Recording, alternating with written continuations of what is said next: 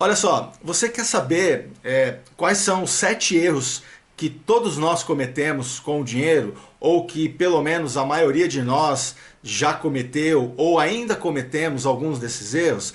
Então eu separei aqui alguns deles e eu vou passar para você, para que você possa então ficar atento, se livrar desses hábitos ruins e mudar o mindset da tua vida. Então, roda a vinheta e nós já voltamos.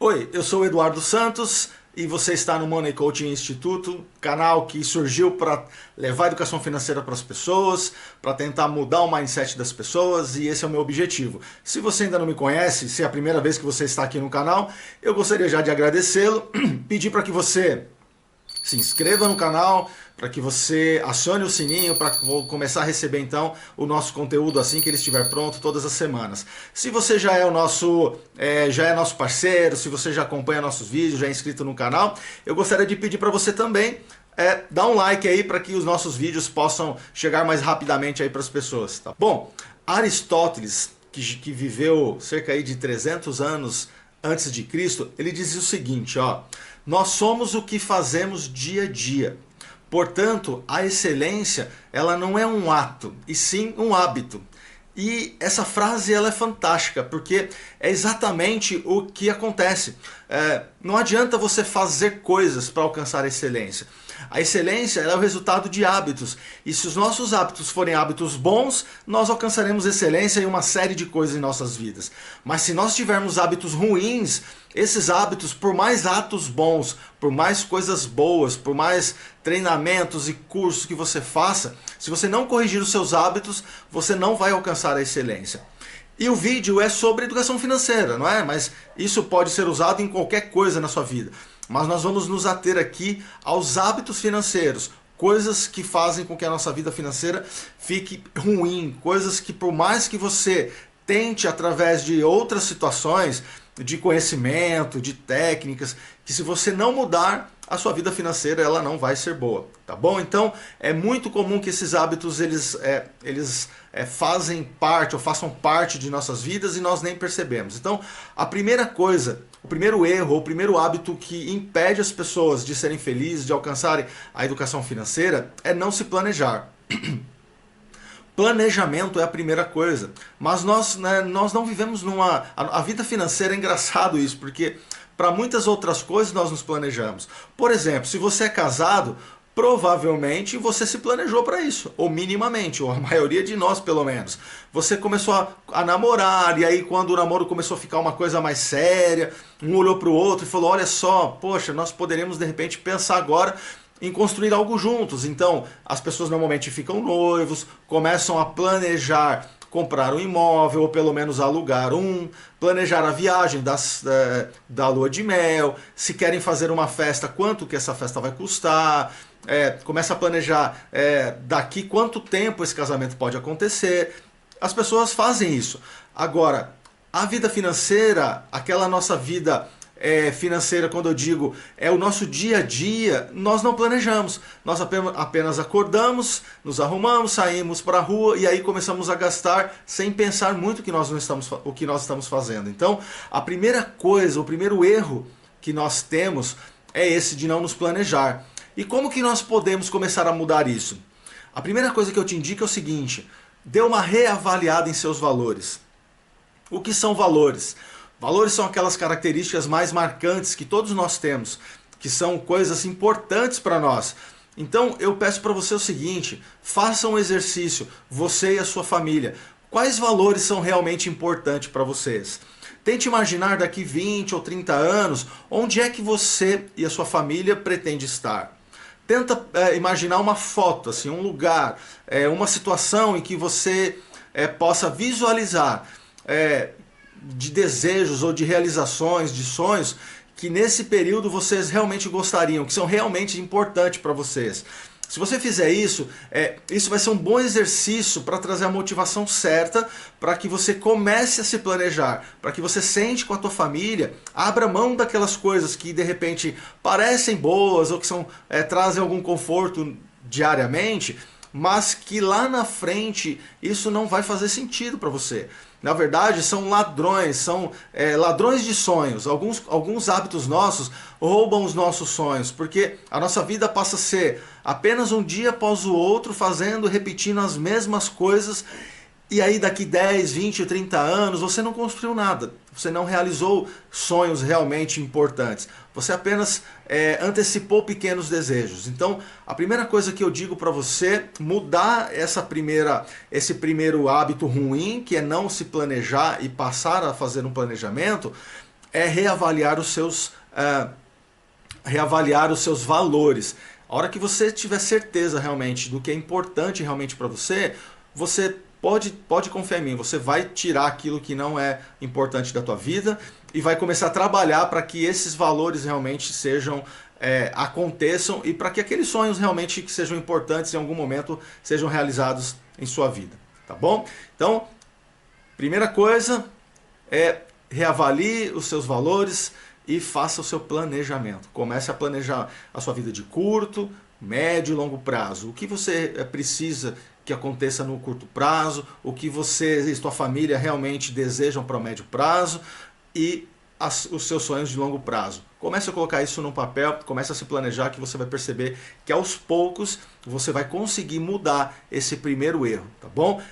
Existem inúmeras pesquisas que mostram que demoram cerca de 40 dias para que um hábito ruim ele possa ser deixado ou que um hábito novo possa fazer parte das nossas vidas. Então, você precisa fazer diariamente exercícios para eliminar um hábito ruim e ao mesmo tempo, para que uma outra coisa se torne um hábito, você também precisa de mais ou menos 40 dias repetindo aquilo diariamente para que se torne um hábito. Então, é uma dica que eu te dou aí para que você possa mudar já esse primeiro hábito, tá bom? Então vamos lá. O segundo hábito é o seguinte: nós não somos acostumados a anotar as nossas receitas e muito menos as nossas despesas, tá bom? Então, olha, eu tenho ainda uma grande dificuldade de fazer isso. Eu gosto de fazer, eu tenho ferramentas para fazer esse tipo de acompanhamento, mas como poxa, às vezes tem uma vida agitada e quando menos percebe já passou ali às vezes 2, 3, 4 dias e você não anotou. Você não conseguiu anotar aquilo que realmente as despesas que saem do seu bolso diariamente. As receitas ainda é mais simples, porque a maioria das pessoas tem às vezes uma receita só, tem um salário, enfim, ela tem um tipo de renda apenas, então é mais fácil. Agora as despesas realmente são difíceis de fazer anotação. Eu demorei muito para conseguir fazer isso, e como eu falei agora há pouco, eu ainda erro, eu ainda deixo às vezes de anotar, e isso faz uma diferença enorme lá na frente, quando chega a fatura do cartão de crédito, por exemplo. Às vezes eu falo, poxa, eu não acho que eu gastei tudo isso. Às vezes eu acho até que a minha administradora de cartões, que ela errou a minha fatura. Aí eu começo a conferir e eu começo a perceber aquelas pequenas coisas que eu acabei errando, que eu não precisava gastar, que eu não pensei com antecipação ou com antecedência o que eu ia fazer e acabei gastando. E aí, poxa, veio ali às vezes a parte que era justamente a parte que eu pretendia investir, comprometeu com gastos que eu não precisava. Então, como que você muda isso também? Quando você não tem o hábito, quando você tem o hábito ruim de não anotar nada, você tem que fazer o que agora? Começar a anotar. Tem alguma ferramenta. Hoje em dia existem assim uma série de aplicativos que podem te ajudar nisso. Você pode anotar no bloco de notas do seu celular. Você pode ter uma cadernetinha mesmo, um papel, uma caneta, para que tudo você consiga anotar. O que às vezes você não tem tempo para fazer isso, só que você começa a fazer, começa a pedir nota de pequenas coisas. Você vai ali no café, na padaria tomar um cafezinho, pede a notinha e guarda. Na hora do almoço você pede a nota do seu almoço, uma sobremesazinha, enfim. Anota aquilo, no final da tarde você começa a fazer a tua conferência. Por quê? Porque isso vai ajudar você, a hora que você começar a olhar de fato nas coisas que você gasta, você consegue, dentro do planejamento que agora você está fazendo, eliminar aquilo que não é importante. Coisas que às vezes você pode consumir em casa, às vezes situações que você não pensou e aparecem ali, às vezes eu comprei uma água no semáforo, poxa, você vai começar, sei lá, sair com uma água de casa. Alguns podem pensar assim, nossa Eduardo, esse pensamento é pequeno. Gente, olha só, coloca aí nas contas R$5 que você gaste todos os dias e que você não planejou. Faz essa conta. uma coisa é você fazer em um mês, outra coisa é você fazer em um ano. Coloque isso depois de 10 anos, com juros compostos, quanto dinheiro isso vai trazer para o teu bolso, o quanto isso vai colaborar para que você realize seus sonhos, tá bom? Então, comece a anotar tudo, as suas receitas e principalmente as suas despesas, para que você consiga, então, ter exatamente em suas mãos o seu padrão de consumo, o seu padrão de gastos, porque só aí você vai ter a oportunidade de mudar isso, tá bom? Então, toma cuidado, comece a anotar tudo, depois de 30, 40 dias, às vezes um pouco mais, uns 2 meses, eu tenho certeza que você vai conseguir ter assim, a plena visão de tudo aquilo que você gasta e você vai se surpreender com a quantidade de coisas que não deveriam estar ali no seu orçamento, tá bom? Então esse é o segundo hábito que você deve colocar em sua vida e tirar aquele hábito ruim de não anotar nada. O terceiro hábito que você precisa mudar é aquele hábito que, assim, que a maioria das pessoas que não conseguem ter nem um centavo investido, que na verdade é o principal problema que as pessoas têm, inclusive que as pessoas me procuram, meus clientes, nos processos de coaching, de consultoria, é exatamente o que?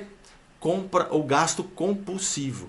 Pessoas que têm compulsão por gastos, isso inclusive tem tratamentos na área de psicologia, psiquiatria, as pessoas estão ficando doentes, porque enquanto tem dinheiro elas vão gastando, quando não tem elas pegam dinheiro emprestado para gastar, e quando não tem mais de onde tirar dinheiro elas começam a ficar doentes, porque elas precisam gastar. Então a compulsão é algo assim realmente que precisa ser visto com cuidado. Você não pode ter vergonha disso caso você esteja passando por isso. Você precisa procurar uma ajuda profissional, tá bom? Porque muitas doenças, como a depressão, como a ansiedade, a síndrome do pânico, muitas pessoas têm adquirido essas doenças por causa de gastos compulsivos. Ela sabe que aquilo é prejudicial, mas ela não consegue parar de fazer aquilo. E como é que você consegue, ou como é que você pode começar a resolver isso? Também anotando tudo.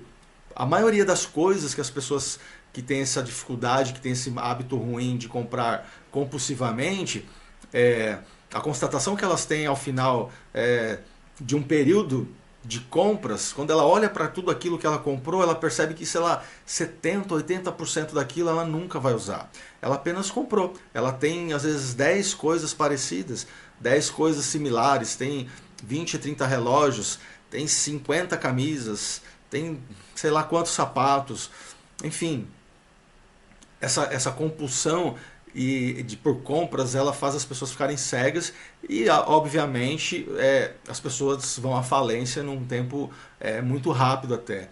Então, leva isso a sério, não leva isso como algo que você só pelo prazer de compra, não. Se você percebe que quando você anota aquilo que você gasta, que você percebe que muita coisa ali de gastos que você tem e que não foi só uma vez, que isso vem se repetindo por 2, 3 meses, 1 ano, 2 anos, se você perceber isso, procure uma ajuda, tá bom? Porque isso é sério, isso pode fazer você ficar falido muito cedo e nunca mais sair dessa situação, e pior, te deixar doente e levar aí então você a ter problemas ainda maiores do que não apenas não ter dinheiro, que já é um problema muito sério. Tá bom? Então toma cuidado com isso, procura ajuda, anote tudo para você perceber para onde está indo o teu dinheiro, ok? O quarto hábito, ou o quarto erro que a maioria de nós possui é ter segredos financeiros. Nossa, o que é ter segredos financeiros? Eu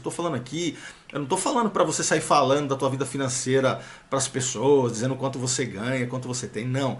Eu estou dizendo dentro da tua casa. As pessoas normalmente escondem, o marido esconde da esposa, a esposa ela esconde do marido quanto ela realmente ganha, quanto ele realmente ganha, porque eles não querem compartilhar às vezes algumas contas, alguns dentro de casa é muito controlador. Eu já tive cliente que me falou, uma senhora, ela me falou: Eduardo, olha, eu preciso investir esse dinheiro, mas tem que ser em algo que meu marido não consiga enxergar, porque senão ele vai querer esse dinheiro, porque ele acha que em casa eu não preciso ter dinheiro nenhum, e é ele que toma conta de tudo. E assim, a situação dela era muito difícil, porque além dele não deixar ela com dinheiro, porque na visão machista dele ele achava que a mulher não precisava ter dinheiro, ele que tinha que colocar ali a quantidade que ele entendia ser compatível para que ela pudesse usar. Além de tudo, ela não fazia a mínima ideia de quanto o marido gastava. Então, isso parece meio insano para alguns, mas acredite em mim, eu tenho mais de 20 anos de experiência no mercado financeiro. A maioria das famílias, ou para a maioria das famílias, essa é uma realidade. Um não compartilha com o outro quanto ganha, obviamente não sentam para fazer o orçamento juntos, para decidir o que é mais importante para gastar, ou para definir hábitos de consumo familiar juntos. E aí é uma catástrofe, sabe por quê?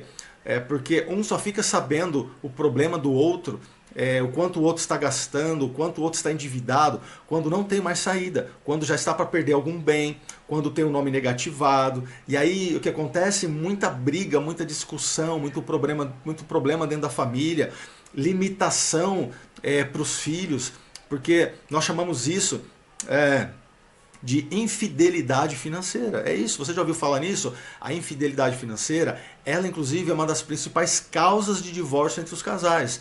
Porque quando um percebe a situação do outro, aí já começa, a situação já não fica boa, você já não consegue ter uma relação familiar saudável, as brigas são muito fortes, prejudicam a vida de outras pessoas, e aí muitas pessoas, existem estudos assim seríssimos sobre isso, muitos casais acabam se separando por causa da má administração financeira. E eu não estou dizendo de ganhar pouco dinheiro, eu estou dizendo de não ter um hábito de juntos passarem pelas dificuldades, juntos construírem patrimônio, não. Cada um tem a sua vida, meio que divide algumas contas, e a maioria das pessoas acham que isso é saudável. Isso não é, não tem a mínima chance de uma família assim, de um casal que age desta forma, prosperar. Então, olha só, se você faz isso, eu sei que é difícil, dentro da minha casa foi difícil, ainda é às vezes, mas vai por mim, senta com seu marido, senta com a sua esposa, com o seu companheiro, com a sua companheira, coloque à mesa as suas dívidas ou as suas receitas e decidem juntos, tomem as decisões sobre o planejamento financeiro familiar juntos, porque aí vocês têm muito mais chance, porque são duas rendas, tanto para sair dos problemas, para eliminar as dívidas, quanto para alcançar a liberdade financeira, para que a hora que vocês estiverem no momento de começar a tirar o pé, trabalhar um pouco menos, pensando na aposentadoria, vocês já tenham um bom capital, vocês tenham ali um alicerce para passar a terceira, não é, ou a melhor idade de uma forma muito mais tranquila e podendo gozar de situações que a vida traz muito melhor do que ter que trabalhar pelo resto da vida apenas para sobreviver, porque você não pensou nisso antes, porque você decidiu não compartilhar essas informações. Obviamente, tem que ter muita conversa, tem que decidir quais gastos são individuais, né? As pessoas têm a sua individualidade, as pessoas, o marido, a esposa, precisa ter uma liberdade de uma parte da renda para que eles possam ter o seu consumo sem ter que ficar dando satisfação o tempo inteiro, isso é saudável. Agora, o orçamento familiar, a partir da renda do casal, é importantíssimo que vocês façam isso juntos, tá bom? Então, preste muita atenção nisso, isso é seríssimo. Para você salvar a vida financeira da tua família, compartilhe não apenas os seus problemas, os seus gastos, suas dívidas, compartilhe também as suas rendas, tá bom? O quinto erro ou quinto hábito ruim que as pessoas têm é o seguinte: não guardar um pouco de dinheiro que seja mensalmente. É isso mesmo. Sabe por que isso acontece? Por causa dos outros 4 hábitos anteriores que eu falei aqui. A tua vida ou a vida das pessoas ou da maioria de nós, ela fica tão assim turbulenta financeiramente que quando cai o pagamento na sua conta, quando entra algum dinheiro na tua conta, logo você já tem aquelas despesas, aqueles custos para manter a casa, é o aluguel, é o condomínio, a escola das crianças, são alguns impostos, é o cartão de crédito, é os juros que você já paga lá no banco porque usa o cheque especial. E aí quando você percebe, acabou o dinheiro. Em poucos dias, às vezes você recebe, a tua conta já está negativa, porque você já pagou essas despesas, esses custos com o seu cheque especial, e quando esse dinheiro entra na sua conta, você já fica negativo de novo, já começa a usar o cheque especial de novo, e isso é terrível.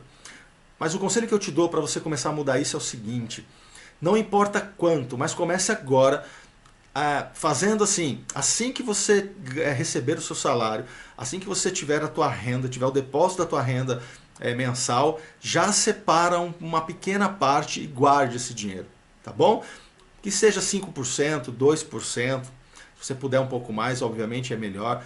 Mas assim, não pense nas contas inicialmente. Eu não estou dizendo para você ficar inadimplente, eu estou dizendo para você, em primeiro lugar, separar um pouco de dinheiro que seja, umas moedinhas que seja. Isso vai criar um hábito em você, dali 40 dias, 2 meses ou 3 meses, ou algumas vezes que você fizer isso, vai criar um hábito de você, em primeiro lugar, se pagar, guardar um pouco de dinheiro, tá bom? Porque se você não fizer isso, nunca vai sobrar. Toda vez que eu tentei, ou que eu fiz, ou que eu escolhi primeiro pagar as contas, nunca sobrou dinheiro para eu investir. Quando eu comecei a acreditar que de alguma forma eu ia dar um jeito, eu ia arrumar um jeito de pagar as minhas contas, e eu em primeiro lugar separei um dinheiro, eu me paguei, deu certo. No começo vai parecer muito difícil, quase impossível, porque vai faltar dinheiro. Mas de onde virá aquele dinheiro? Justamente do orçamento que você vai começar a fazer, daquele planejamento que você não fazia e agora você faz, das anotações que você agora está fazendo com relação os gastos que antes você não fazia e agora você está fazendo, você vai conseguir eliminar algum daqueles gastos. E aí você vai perceber que todo mês vai ter um dinheiro, porque você vai separar em primeiro lugar aquele dinheiro para você começar a guardar. E aí, você começando a fazer isso, você vai ter a capacidade de mudar o sexto hábito, que é exatamente, o sexto hábito é o seguinte, é não ter um fundo de emergência. Esse é o sexto hábito que as pessoas não têm, isso prejudica a vida delas demais. Quando você começa a guardar devagarzinho, você vai conseguir aos poucos formar o fundo de emergência. Fundo de emergência é o seguinte, você precisa ter no mínimo 3 meses da tua renda. No mínimo. Então, se você tem uma renda de 3 mil reais, você precisa formar um fundo de emergência com 9 mil reais. E para que ele serve? Você não pode usar fundo de emergência para ir para o restaurante. Você não pode usar fundo de emergência para trocar de carro.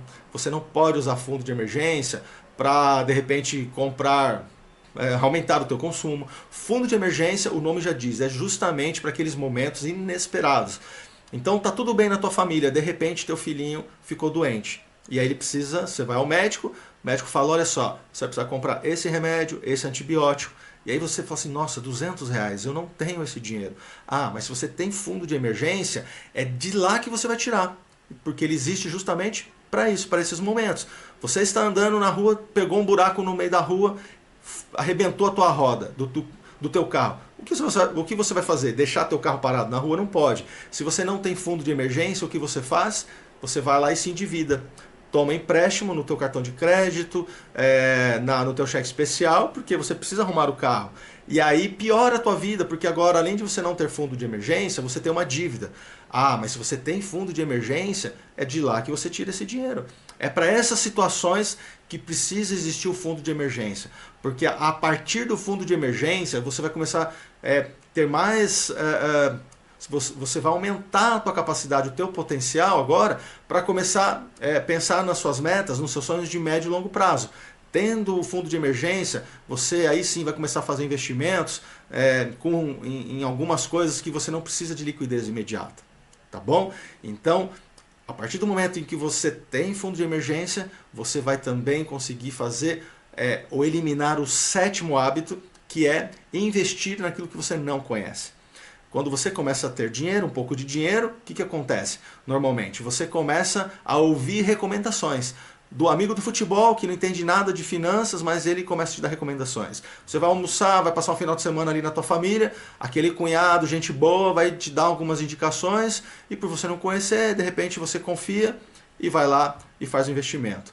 Mesmo os profissionais, o seu gerente de banco, aquele consultor de investimentos que trabalha na corretora onde você tem conta, eles também vão ficar te dando recomendações o tempo inteiro.